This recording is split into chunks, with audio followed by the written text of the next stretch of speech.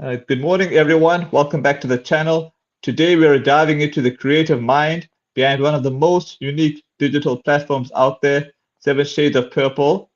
I'm sitting down with its founder, Darin Samuels, to uncover the inspiration, the innovation, and the vision that brought this incredible project to life.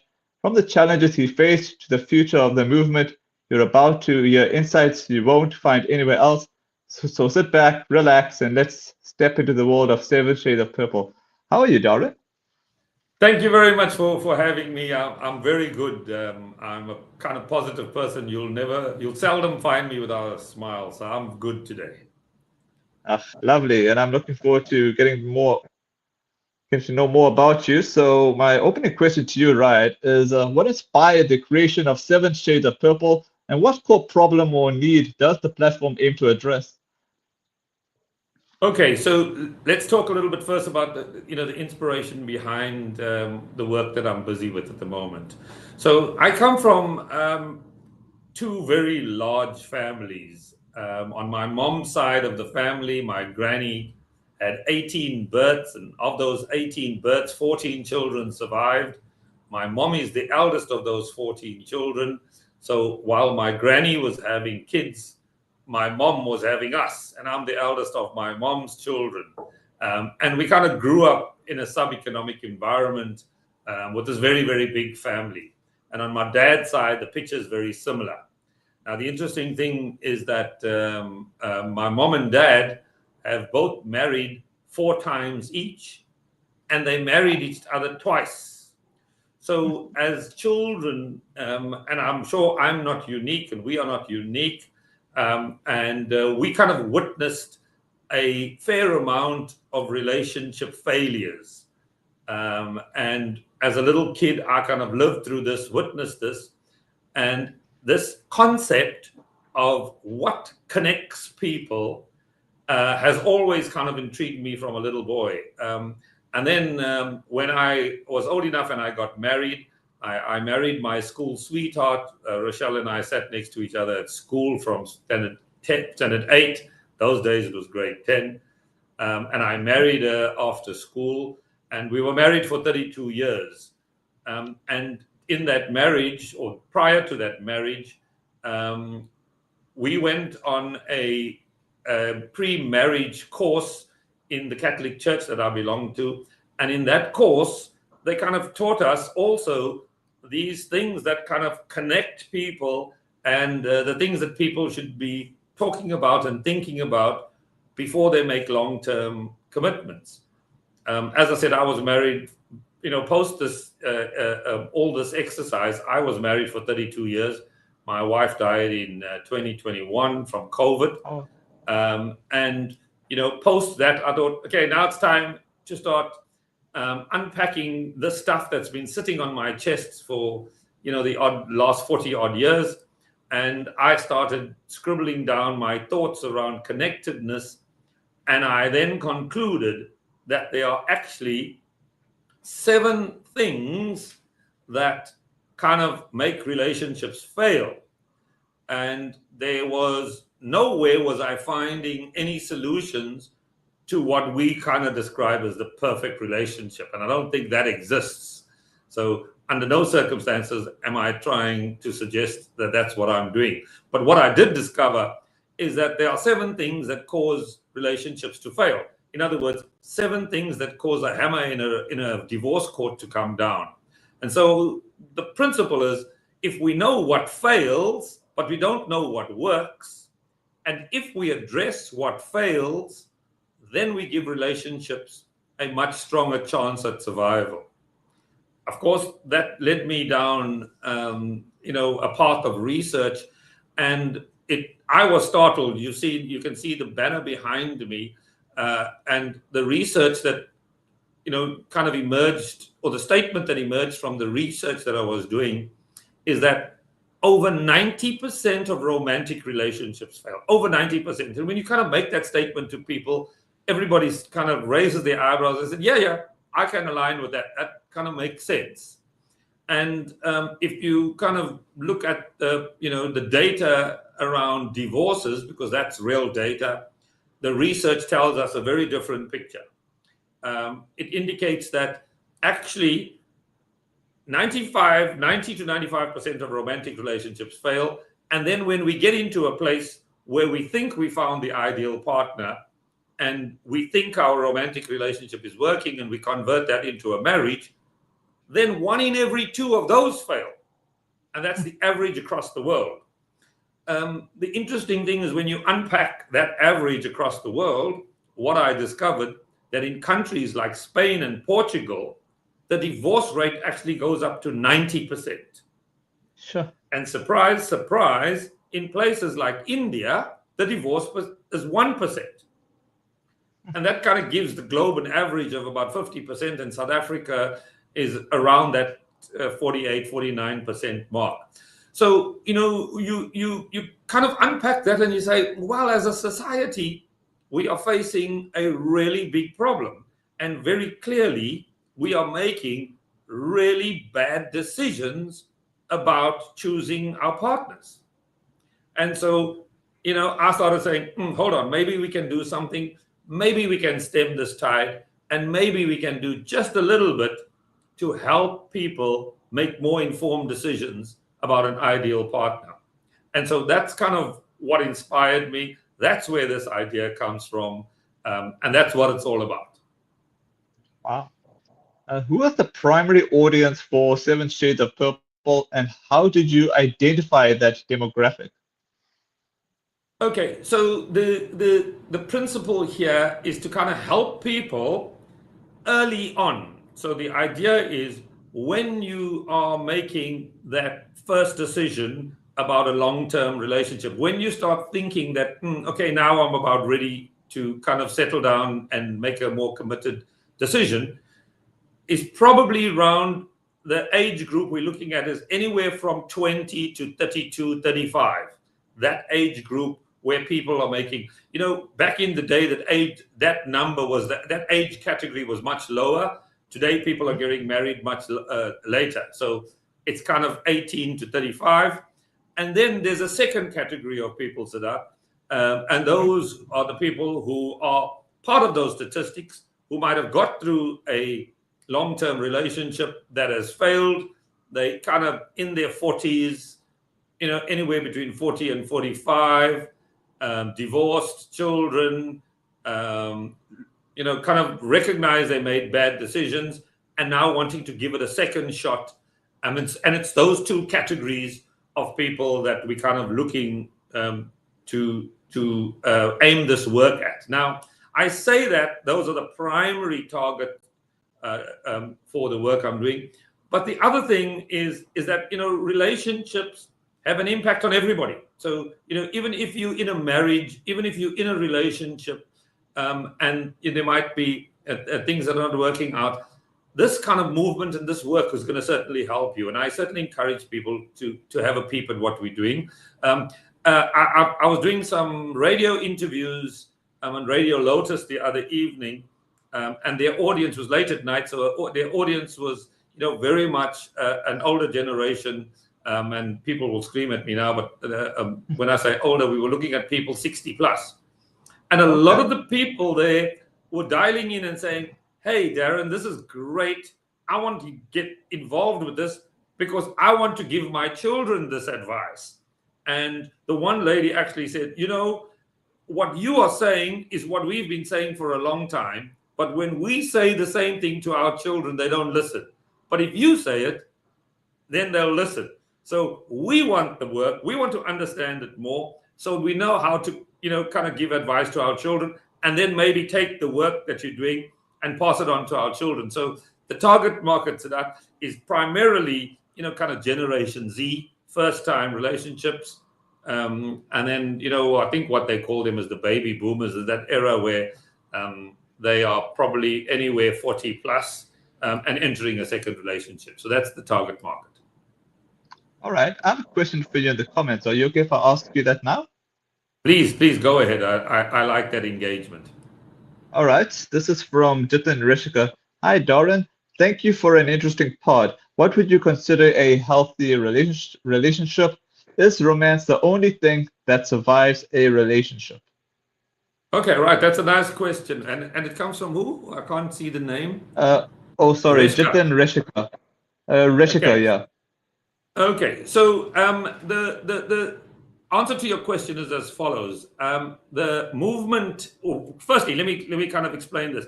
So what I've started out is what I'm calling a relationship movement, and this movement consists of two moving parts. One is I've created a set of conversation tools that I would encourage people to get engaged with. And I'll talk a little bit about that in a moment. And then the second part of it is I've written a book about it. And the book is called 7 Shades of Purple. Now, let me explain why purple, because it'll answer this question.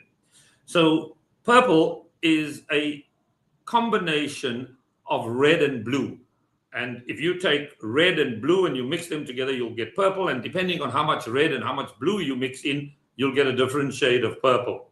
So my argument in response to the question is, if you apply your mind using only your heart, all this romance, that red fluffy stuff, if you do that only, you're only going to have a relationship built on red.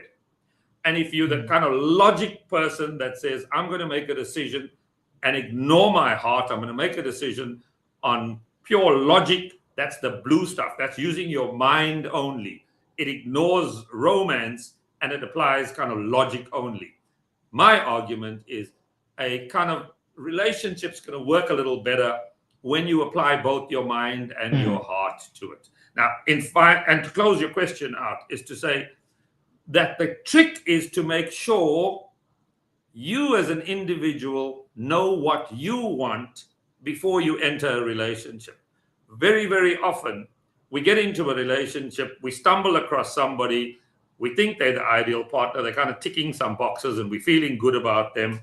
And then when the infatuation stage dies down and all the kind of other stuff settles in, we realize, actually, maybe this is not for me. And then we want to bail. It's because we as individuals have not applied our mind to exactly what we want out of a relationship. And it needs to be a complete package, as opposed to, you'll often hear people in a pub or somewhere talking about, say, the next time I marry, I'm marrying for money only. Leave all that other stuff out. And when you're young, you don't do that. You marry the nice looking one. You get turned on by sexuality, by desire, attraction, all of those things. And then the realities of life set in a little bit later. And then you think, this rich one, as nice as he looked with his nice car and his money, is actually no good for me. But actually, he's not the problem. You did not understand what you wanted back then. So what this movement and what this work is about is saying, is a little piece of work that will help you do some serious introspection. And at the end of it, hopefully you come out with a little picture that says, this is me, and this is actually what I think I want in an ideal partner. So that's kind of, I hope that answers the question. Yeah. All right. What are the key features or functions that makes 7 Shades of Purple unique compared to similar apps or platforms? Okay, so when I started writing the book and you kind of started engaging with publishers, I've not written books before. I'm doing this. I'm an entrepreneur. I'm not an author. I'm doing this as an interest project and really loving every bit of it. But when I engage with the publishers, I discovered two things. Is one, that you take your work, you give it to a publisher, and they kind of give you some options. They take the work and then they pick it up from there and they run with it.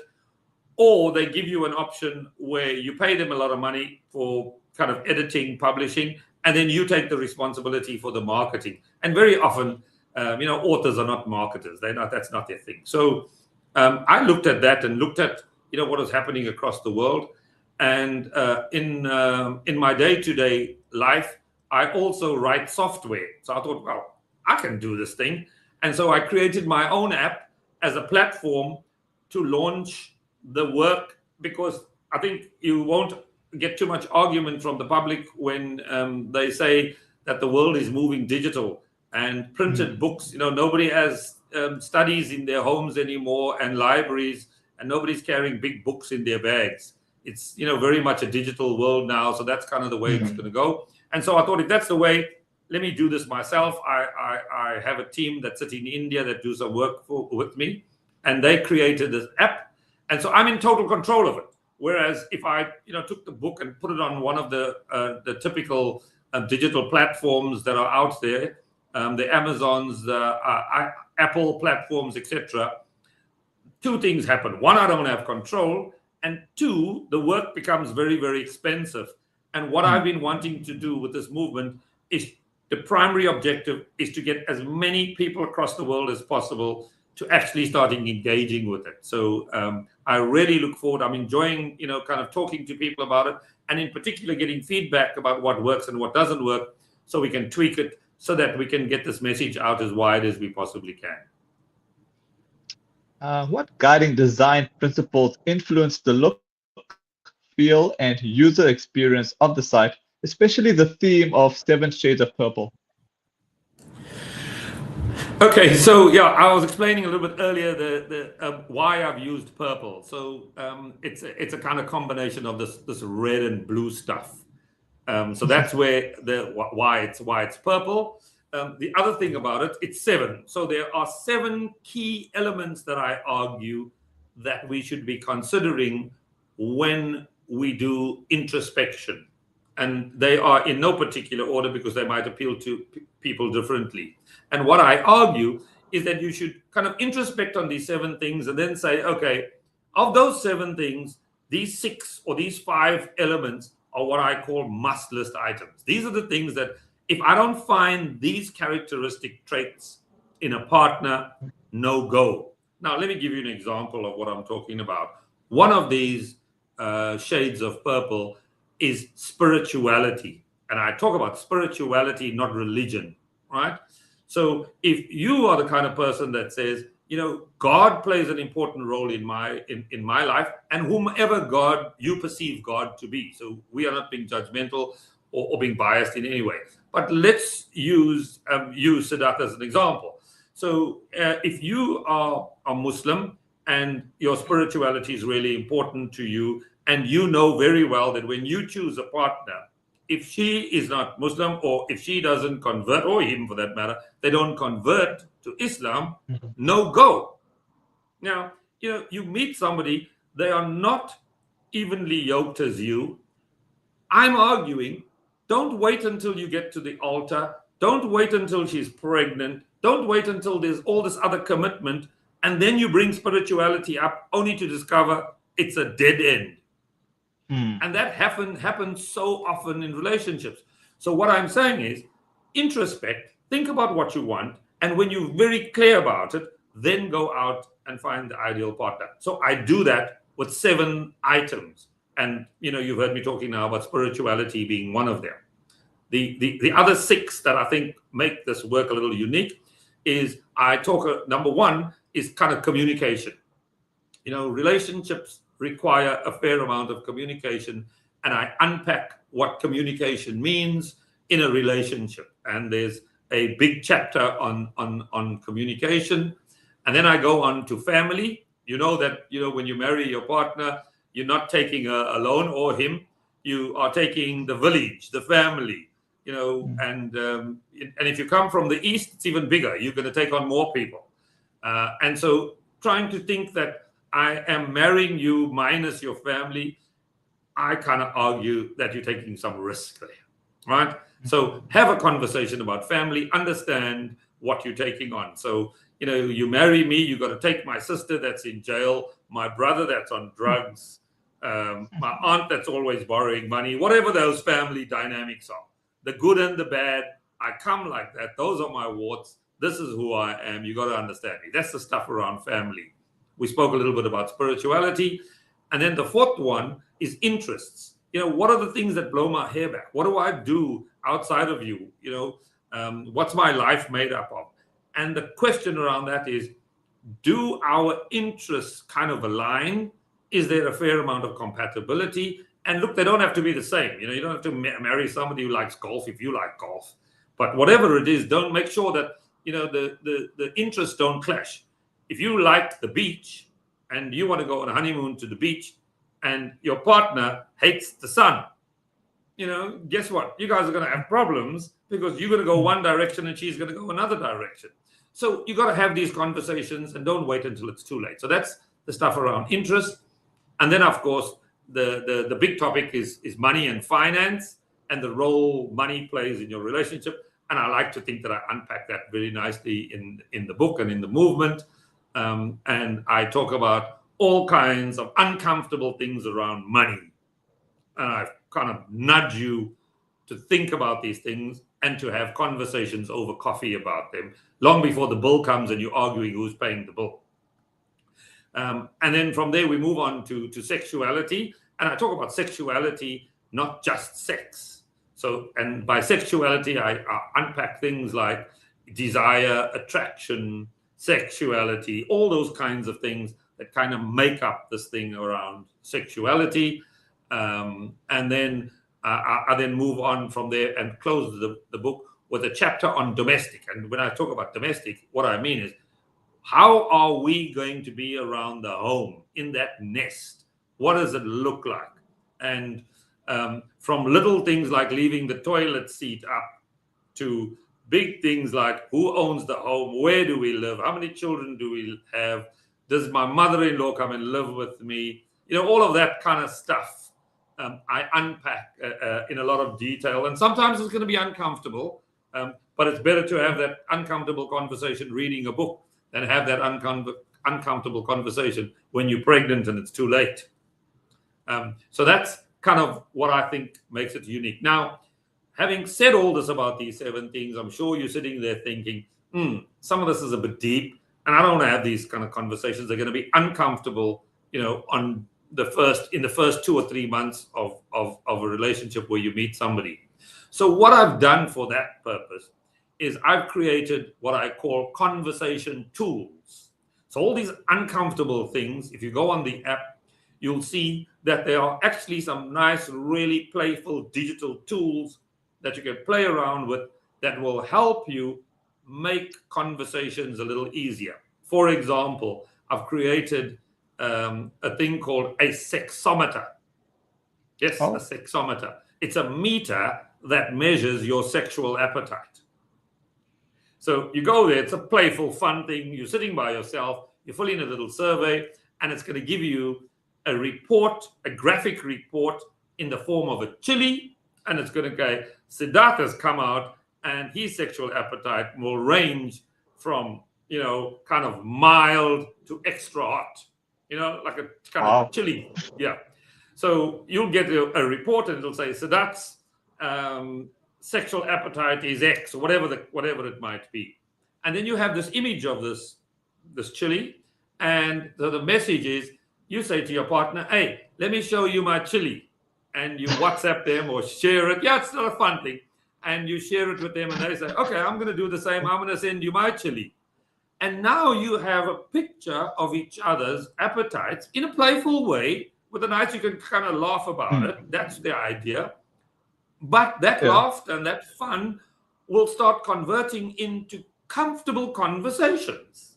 Of course, we all mature. This is an adult thing. This is not for children. So you're going to have adult conversations about what's important to you and what's not important, what's boundary areas and what's not.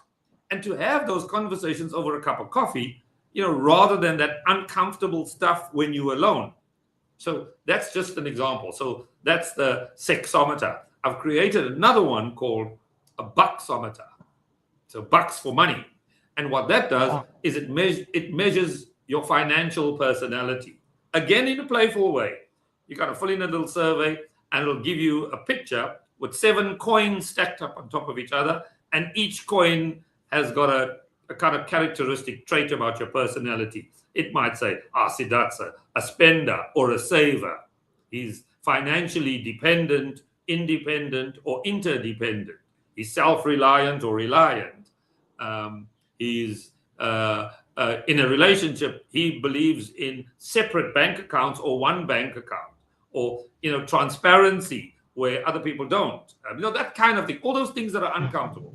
And now you have a lovely picture and you can start a conversation with somebody about it. And there are many others like that kind of reflect. So that's why I'm calling it a movement. It's to help people firstly move from the space you're in to a place of introspection. Who exactly am I? Once you understand that, then you start engaging with these conversation tools, and it gives you a crutch to lean on to say, I can now have a conversation with somebody and make a more informed decision that will lead to a relationship that probably has got a more of a fighting chance than the gambling we do right now. Wow. Can you explain the technical architecture behind the platform, that is framework, backend integrations? What challenges did you face building it? Okay, so when you start out these technical things, and in the digital world, it all seems nice and easy. And it started off with the web page. We got this kind of web page going. We dumped a lot of content there, and then we thought, okay, now we're going to get the kind of whole world to start engaging with this. And then we said, that's not going to kind of work. We've got to get more trendy, and that migrated to creating the app, because everybody's you got to have an app for everything today. So we created the app, and then once we got the app going, the next question was, okay, so now we've got this thing, it's going to go global, and we kind of not restricting it to South Africa. So one of the biggest challenges was then trying to get whatever we were doing translated into all the major languages of this world, in the world. So we kind of identified the big markets like China, Indonesia, the French-speaking countries of the world, Portuguese, Spanish, those kind of languages. So a big challenge was the conversion to the various languages. Once we had got that sorted out, and you kind of start realizing that, maybe the work we're doing has such a wide appeal, and we are going to get a lot of people kind of looking at this thing, and we're hoping that this movement takes off and we kind of start adding a lot of value in people's lives. The next thing we realized that actually we need quite a big database. We need a kind of, a storeroom and a server facility that's big. So we had lots of problems around that, because when we spoke to Microsoft, because this app has got all the latest and greatest, we got all the sign-in facility, and it's on all the latest server platforms, etc.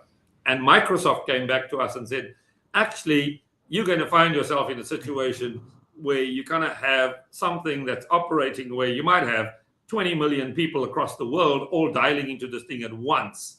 So you have to have a back end that's strong enough to be able to handle that. So that's kind of where we are at the moment, trying to get up to those numbers, get into that space so that we can get the back end working properly.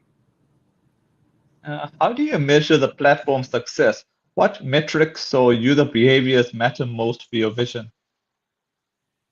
Okay, so these digital things, there's stuff you have to do.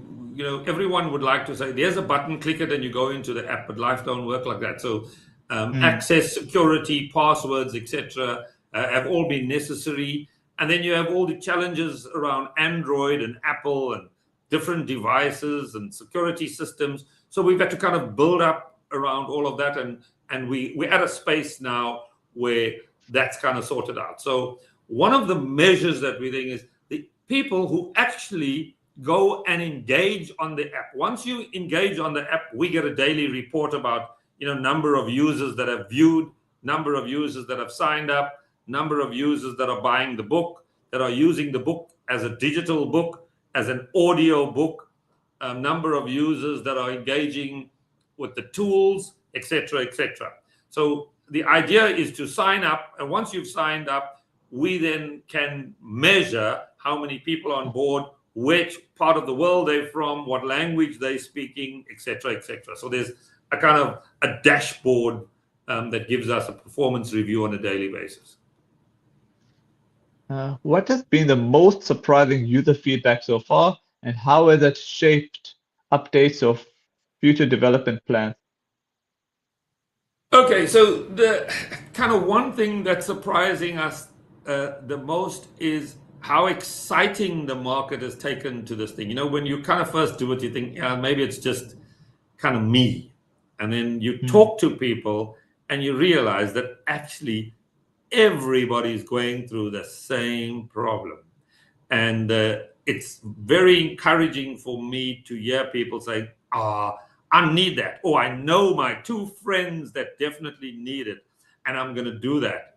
So that's been the pleasant surprise about it. And then to help with that, what we've also created on the app is a gift carding facility. So it's a voucher facility where if you know somebody who's in a relationship, or you know somebody who you think kind of needs to help, the book will help them, or the movement will help them, you can go onto the app, buy a gift card, and the system will email them automatically in a nice, playful way. They get this invite, they click on it, they get access to the app, and then they get all the stuff as a gift. So we're hoping people will do that. And we think that will go a long way in helping people, particularly ones that are battling with relationships at the moment. What new features, expansions, or improvements are planned for the next major version of 7 Shades of Purple? Well, as I said earlier, I'm an entrepreneur.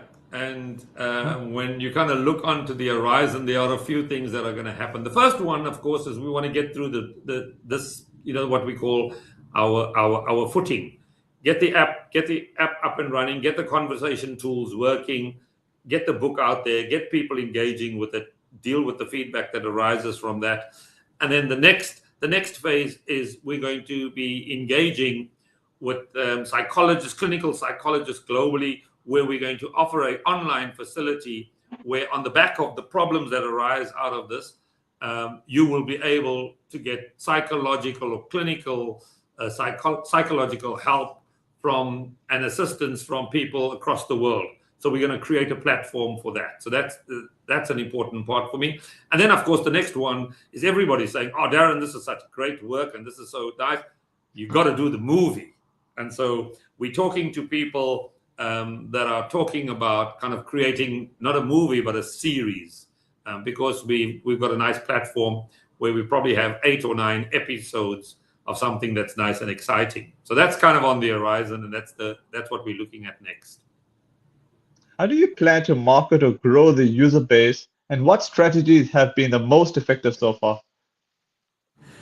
Okay, so that's marketing, and as I said earlier, authors are generally not the best marketers, and we've engaged with various marketing agencies, and we've done a lot of work to get where we are. So the target markets we've identified are primarily around India and Asia, Indonesia, of course, America, and then South America, where the language is Spanish and Portuguese, or a combination of those two. So those are the kind of primary target markets for now.